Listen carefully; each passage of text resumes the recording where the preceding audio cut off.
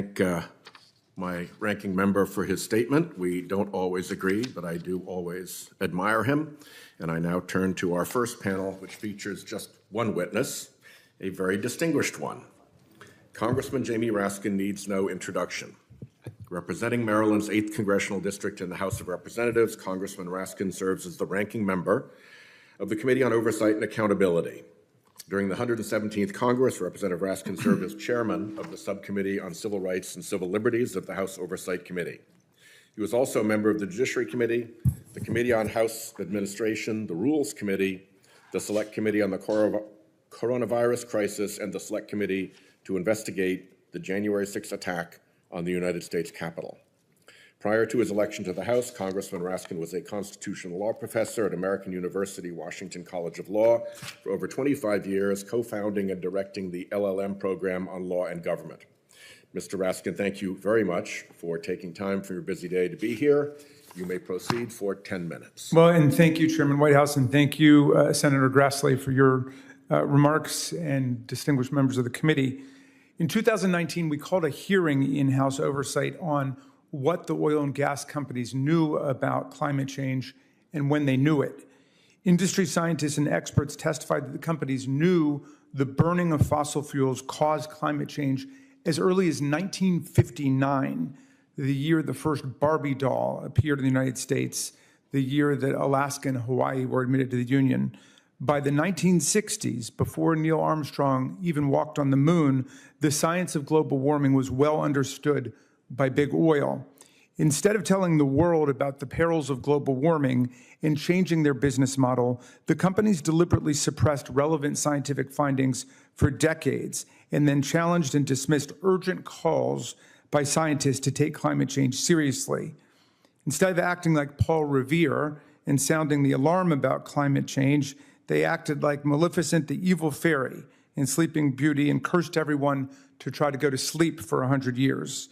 As the experts told us, big oil's pattern of lying and cover-up set the country back decades in our ability to seriously address the problem. For 3 years, the House Oversight Committee has investigated big oil's 6 decades of climate deception. On September 16, 2021, we sent investigative letters to Exxon, BP, Shell, Chevron, the American Petroleum Institute, and the Chamber of Commerce. Just yesterday, with your committee, we released our final report. Our investigation uncovered compelling evidence of aggressive industry deceit, which continued long after big oil gave up on its outright climate denialism. The joint report and documents we discovered show how time and again the biggest oil and gas companies have talked a good game for purposes of public consumption, but have acted in a completely reckless way to protect their long-term profits in the carbon industry. Company officials admit the terrifying reality of their business model behind closed doors, but always manage to say something deceptive, false, and soothing to the public about climate change. Our investigation reveals big oil's denial, disinformation, and doublespeak, all to lull the public into complacency about the enormous climate emergency we are in and the role that big oil has played in bringing it about.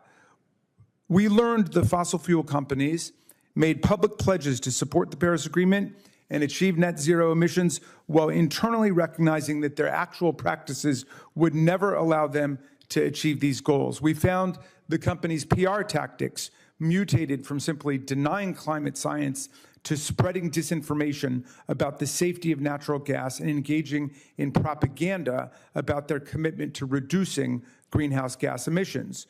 We learned they publicly broadcast and advertised their interest in low-carbon technologies like carbon capture and algae-based biofuels, while internally acknowledging that these pie-in-the-sky technologies are expensive, difficult to scale, and simply not ready for commercial development. We consistently found that the oil and gas companies relied on trade associations like the American Petroleum Institute and the Chamber of Commerce to spread misleading narratives to the public and to lobby politically against effective climate solutions that they pretended to favor. We found they pumped $700 million into universities and academic research programs to influence pro-natural gas studies and findings over renewable energy solutions. The companies paid lip service to global environmental goals, but dismissed them as basically meaningless behind the scenes. BP's website states that it supports the goals of the 2015 Paris Accord, but our investigation uncovered an email revealing that BP trivialized the Paris Agreement, stating that, quote, no one is committed to anything other than to stay in the game. So instead of BP choosing to take the actual steps needed to reduce its vast contribution to carbon pollution, BP is instead, quote, staying in the game of fossil fuels and carbon pollution.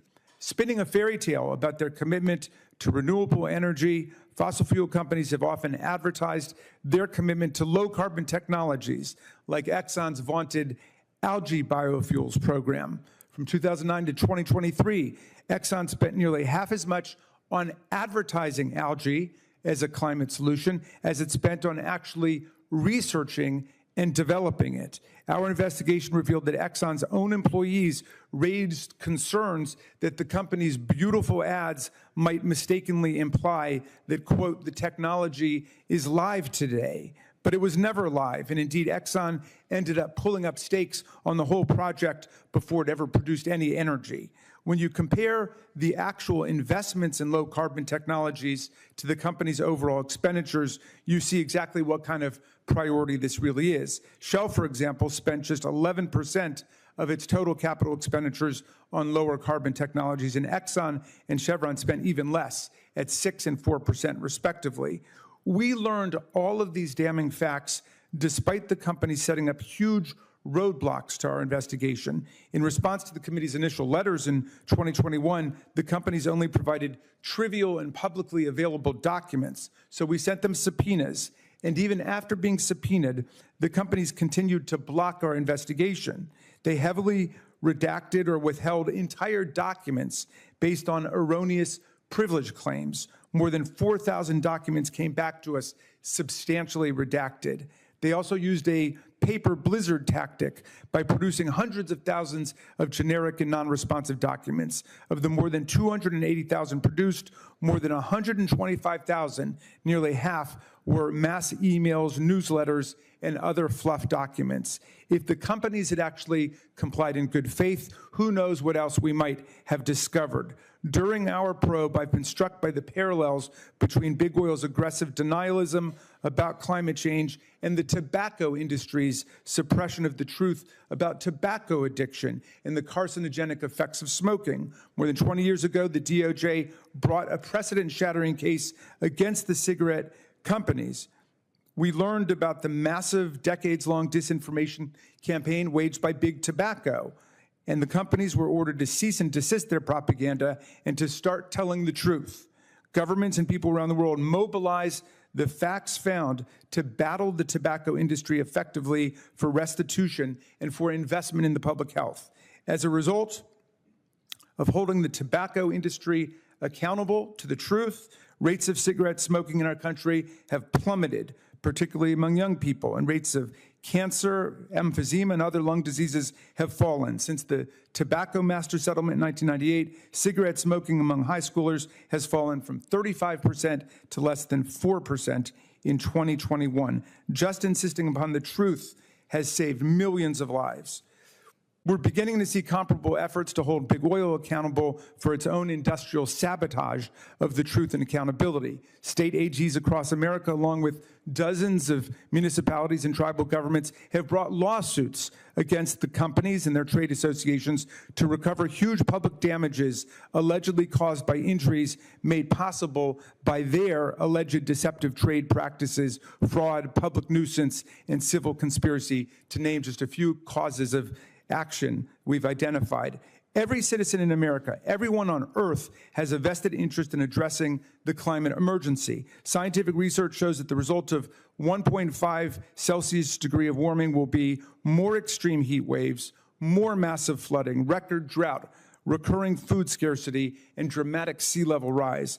My watery home state of Maryland, with more than 7,000 miles of ocean and bay coastline, is strikingly vulnerable to the effects of climate change and the rising sea. Anne Arundel County, where our state capital is, faces potential damage of more than $4 billion to its public infrastructure if sea level rises by just 5 feet. If we were to rebuild the seawall, which has been recommended to protect us from an anticipated 5-foot rise in ocean levels, it would cost our state $27 billion. How can we do that? In his acclaimed book, Collapse, Jared Diamond studied the collapse of human societies in history. He identified 5 factors that precipitate collapse, 3 of which relate to the environment: climate change, environmental degradation, and the third, the political inability to respond effectively to environmental threats.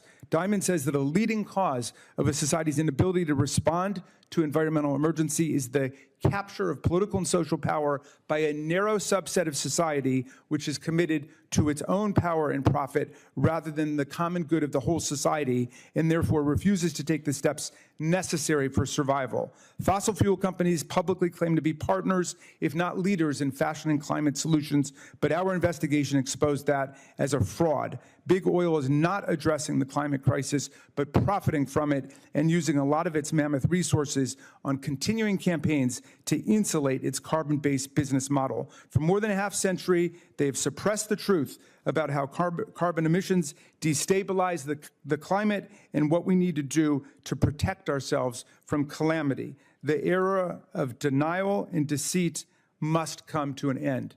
Thank you for your attention, Mr. Chairman. Committee members, I yield back. Thank you very much, Congressman Raskin. I appreciate very much you being here.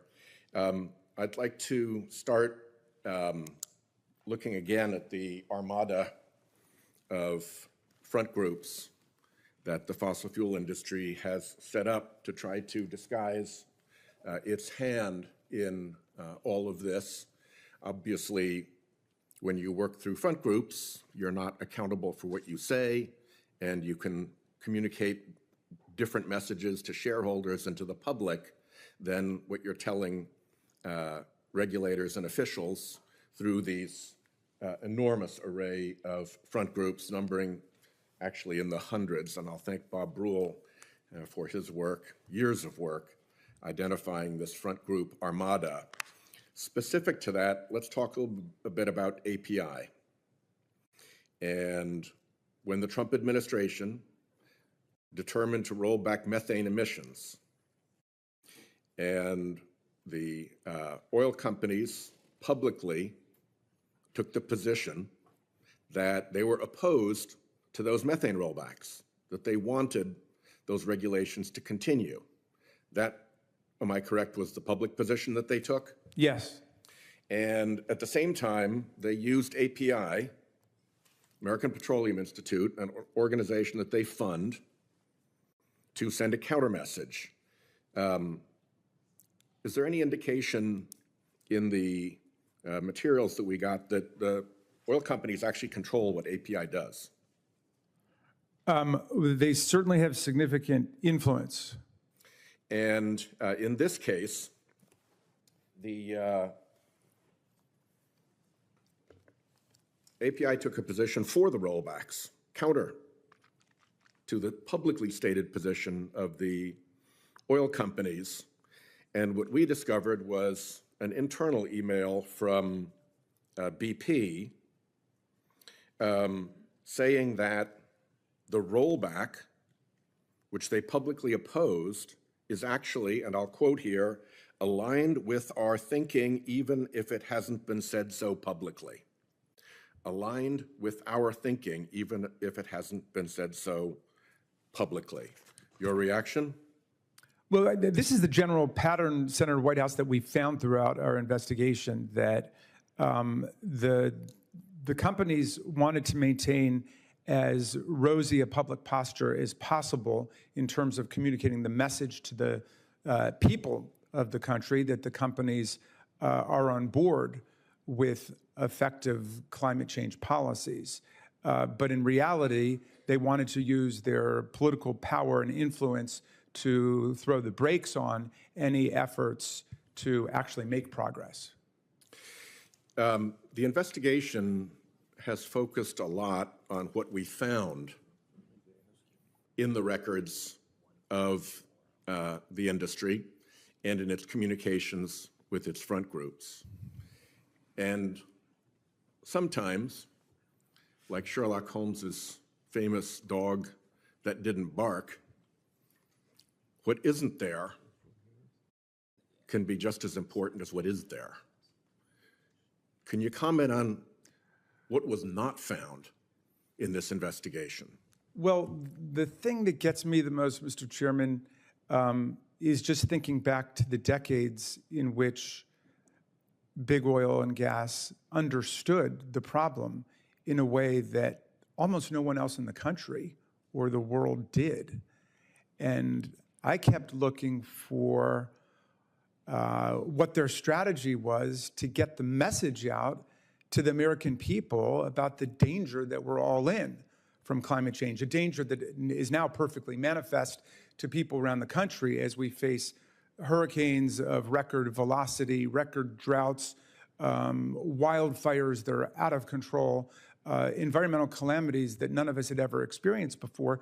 These were all things that were predictable to the people who had the science. And what I kept looking for was, what was their plan to notify everyone? That's why I'm talking about Paul Revere. They could have been the environmental Paul Revere, but instead they were more like Rip Van Winkle, and they wanted everybody to go to sleep with them for a century. Now, I understand that they wanted to do it in a way to continue to make profit for their shareholders, and that's built into our economic system, and that's legit.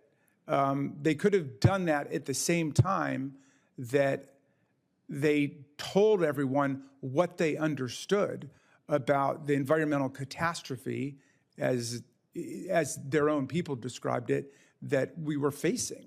And I didn't see that, and maybe that could come out. Those might be more damning documents that revealed discussions about what they should do. But it almost seems as if they immediately moved into a cover-up mode, and they've never gotten out of it.